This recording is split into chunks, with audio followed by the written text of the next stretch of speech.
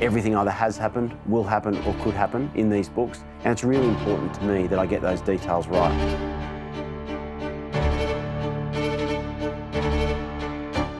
My name's Tim Ayliffe and I'm an author. My latest book is Killer Traitor Spy. This idea came to me because the boss of ASIO, Mike Burgess, he's Australia's top spy effectively, he gave a speech a few years ago where he called out, he said something like there are more foreign spies or their proxies operating in Australia at any time since the height of the Cold War. And I thought, well, I might have a look at what the Russians are up to. My publisher is Simon & Schuster. So John Bailey was a war correspondent for many years. In fact, he'd sacrificed his life as a husband and father to chase wars in the Middle East and Europe. So he is one of those journalists who's obsessed with his craft, and he literally puts that above everything else. So where we meet him in my first book, The Greater Good, is he's hit rock bottom. He's got PTSD, he's an alcoholic, he's just trying to pull his life back together. So for me, introducing him to readers in that book allowed me then to take him on and watch him grow as someone who's actually trying to recapture all of the things that are important about life that he'd lost in the years when he was off being a war correspondent. All of my books are written as standalones. You can grab whichever one takes your fancy first. I have lots of recaps. I use a lot of backstory and flashbacks to tell the different layers of my characters, and particularly John Bailey's character. So for readers, go for the one that you like first.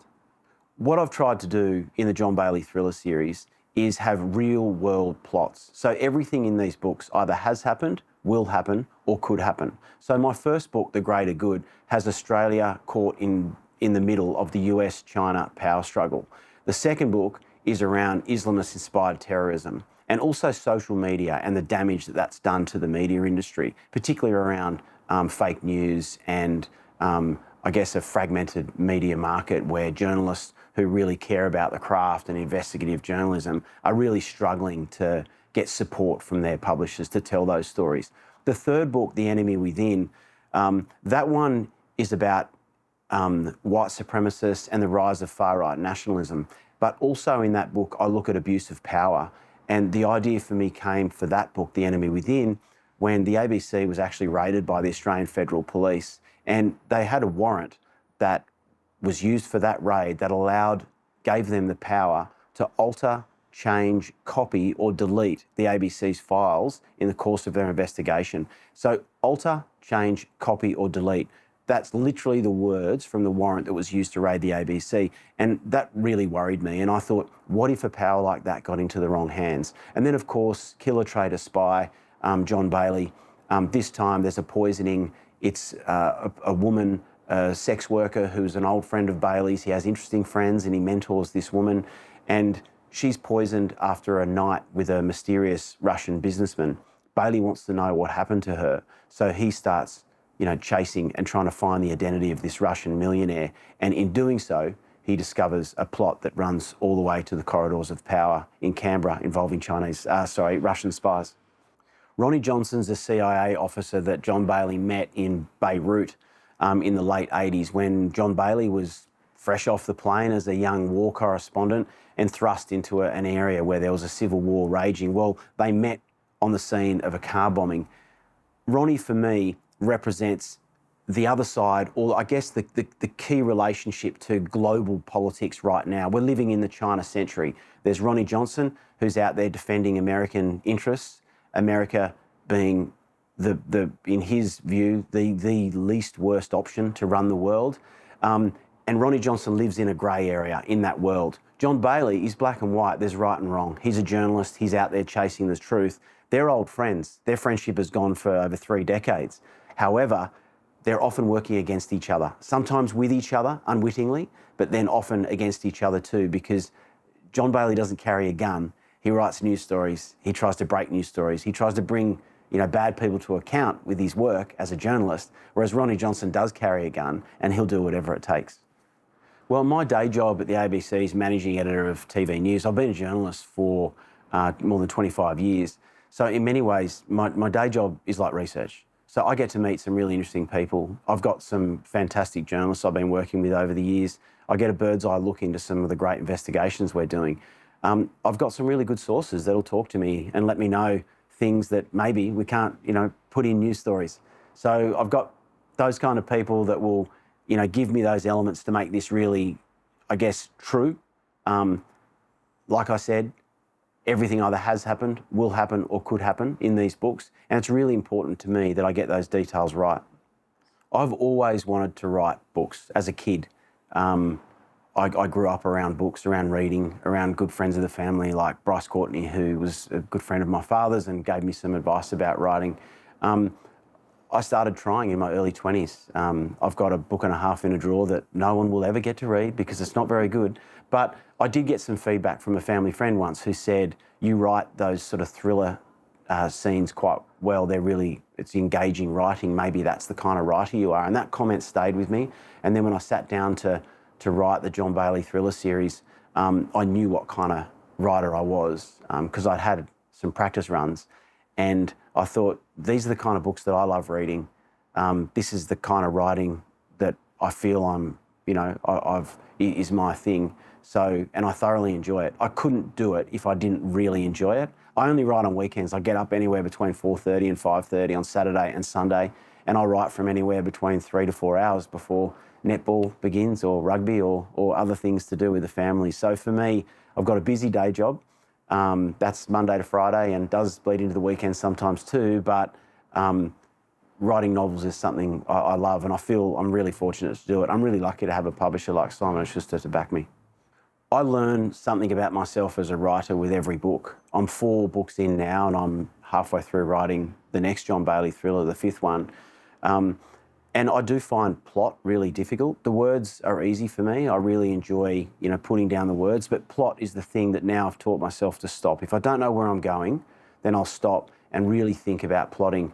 I had, like every other writer, some brutal lessons along the way. I think my 3rd book was actually the hardest one for me. I didn't quite marry my plot points well enough, and I put it aside and I actually started again. And once I really figured it all out, I wrote the entire book in 7 months, only on weekends, because it just came out of me. And I borrowed from the earlier draft, of course, but that was a difficult book for me, but I learned a lot of lessons with it. So when I sat down to write Killer Traitor Spy, I really thought about the plot, and I really thought about each chapter advancing the plot and having a purpose in the books to keep the pages turning. And that's why I think it's probably my tightest, most gripping thriller. I always thought if I'm going to tell stories that are set in the real world, then I really needed to plant them here. So I go looking for extraordinary things that have happened. So Havana Syndrome is one of those. So in 2016,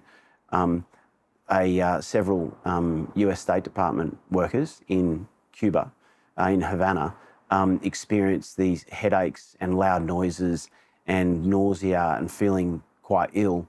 And they put that down to what is now known as Havana Syndrome. There went on to be similar incidents in Delhi, in Moscow, in Washington, in China as well, and a total of around 1,000 reported cases of Havana Syndrome. And Havana Syndrome, they say, is linked to a microwave weapon, which they've put down to be used by the Russians. They've never found this weapon, but there were too many cases for them to ignore. And I learned about Havana Syndrome, and then also the fact that the US State Department took it so seriously that they started paying compensation to some of the victims of Havana Syndrome about a year ago. So that's something I plucked from real life. It sounds stranger than fiction, but it's real. Novichok poisonings, we saw that in Salisbury.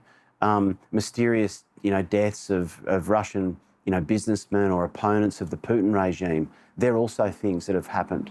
So for me, like looking to pluck from real life is really important for me. I use it in a way that allows me to create a fictitious plot, but set in the real world, where readers will see touch points along the way and say, my God, is that something that really happened? And they can look it up as they're reading, as if readers have told me they do, and go, wow, that really happened. Bailey avoids stepping into the grey world that someone like Ronnie Johnson lives in and works in. In Killer Traitor Spy, he goes awfully close to overstepping the mark, and some would probably say that he has.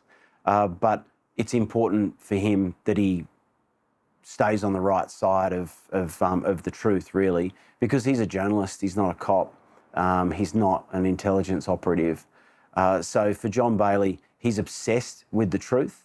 He'll do some pretty extraordinary things, often at his own personal risk to chase it. But for the most part, he stays on the right side. I read a lot. In fact, in the back of Killer Traitor Spy, for the first time, I've put a list of books and speeches from Vladimir Putin that people who want to know a little bit more about Russia today under Putin and the ideology that drives him. I put that list in the back of the book. In my research, I also have conversations with interesting people. I might pop down to Canberra to talk to the kind of people that I need to get some insights from. So I'm lucky that, you know, I'm a journalist. I'm used to picking up the phone. I'm not afraid to ask questions, and I usually, for the most part, know who to ask. The pandemic was a really difficult time for everyone, but I work in news for the ABC, so that just became crucially important for me to be able to get information out to people that were stuck at home, working at home in lockdowns. So that took a huge, that was a big priority for me. I wrote a little bit less through parts of the pandemic. And then there were times when I was also stuck at home and able to write probably more. So ask any writer who was stuck at home in lockdowns during the pandemic, and many of them would say it was pretty good because I got that alone time. I got the hours that I needed to write. I couldn't do anything else. There were no excuses. We weren't allowed outside. The last couple of years, I've discovered an American writer. His name's S.A. Cosby. He wrote a book called Razorblade Tears, which won a lot of awards. It's a fantastic book. It really is in my top 10 of books I've read. And this year, his novel, All the Sinners Bleed, is a really bleak crime novel set in America that touches on racism and a lot of the things that America itself is grappling with right now. And if you're looking for a recommendation for me, then S.A. Cosby would be top of the list. Good writing is good writing. I think great crime novels are as good as any literary novel. Sometimes they get pigeonholed and put up on the shelf as in it's in the crime section. Well, there's a reason why crime novels and thriller novels sell more than any other novels in the world.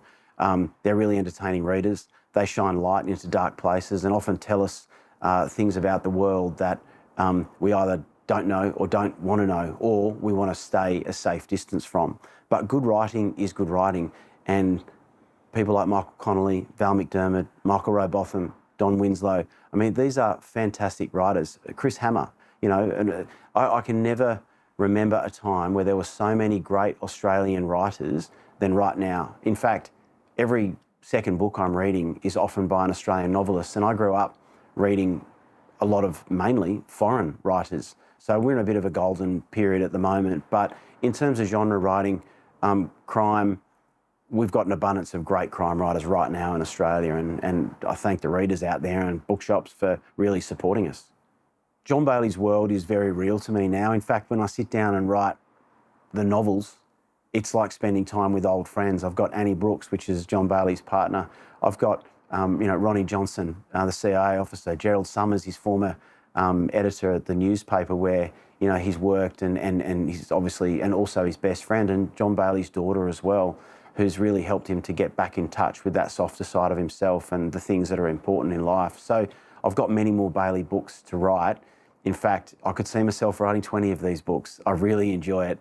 The next one I'm well into. This time I'm having a look at private armies, mercenary soldiers, and the role that they're playing in global conflict. Thanks so much to The Leaf. Love this bookshop, and thanks for supporting particularly Australian authors.